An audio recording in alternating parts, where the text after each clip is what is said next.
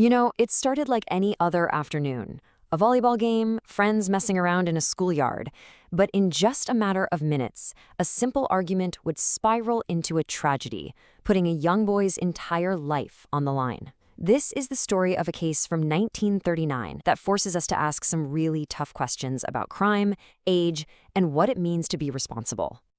So let's set the scene. We're going back in time to 1938 in Sual, Pangasinan in the Philippines. And this specific time and place is the backdrop for a story that would go on to become a landmark case in juvenile justice. The big question is, how does a simple game at school end up in a courtroom? To really get it, we have to look at how things unfolded, almost minute by minute. Just look at how fast this all happens. We're talking about a span of just 7 minutes. A volleyball hits someone, which leads to a slap and a punch. Doqueña, feeling offended, immediately starts looking for a weapon, gets a knife, and then attacks. A life is lost over a schoolyard argument that just exploded. And this is the number that changes absolutely everything. Valentin Doqueña was just 13 years old. Not even a full-grown teenager. He was still a kid.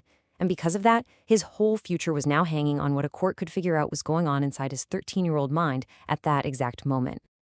And that right there, that's the heart of the legal problem here. The facts of what happened were pretty clear, but the question of whether he was criminally responsible, well, that was way more complicated. So this was the huge question for the court. Under the law back then, a minor between 9 and 15 was actually exempt from criminal liability, but there was a catch. There was an exception, and that exception was everything. And here's the thing you've got to understand. The prosecution didn't just have to prove that he did it. They had to prove his state of mind while he was doing it. The entire legal fight from the first trial all the way to the appeal came down to this one single concept: discernment. Okay, so what is discernment anyway? What does that word actually mean in a court of law? To get why the court decided the way it did, we first have to nail down exactly what they meant by this critical term. And here it is. The Supreme Court made it super clear. Discernment isn't about how smart you are or what grade you're in or if you plan something out. It's way more basic than that. It's simply about whether you have the mental ability to know that what you're doing is wrong right at the moment you're doing it. Now, this is where it gets really interesting. You see the clash of ideas here. The defense tried to argue that discernment meant having time to think things through, to weigh the consequences. They were basically confusing it with premeditation. They said, hey, in the heat of the moment, a 13-year-old just can't do that. But the Supreme Court completely shut that down.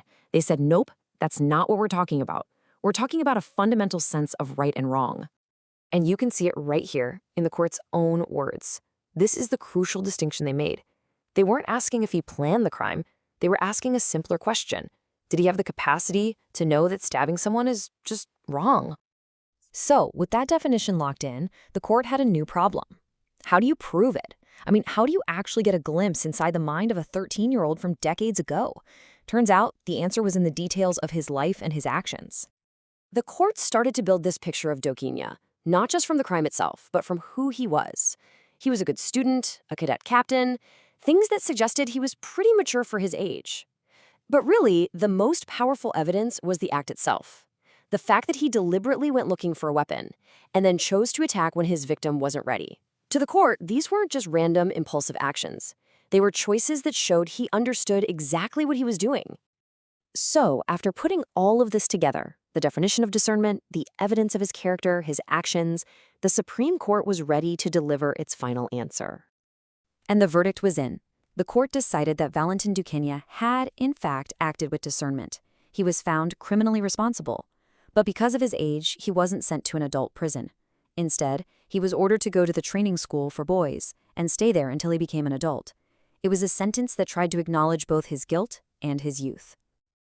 And really, the legacy of this case comes down to this big principle from the court.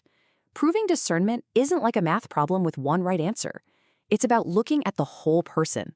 Their attitude, their behavior, how they acted before, during, and even after the crime, to get a full picture of whether they truly understood what they were doing. The case of Valentin Doqueña happened over 80 years ago, but it leaves us with a question that is just as relevant today as it was back then. It's something legal systems all over the world are still wrestling with.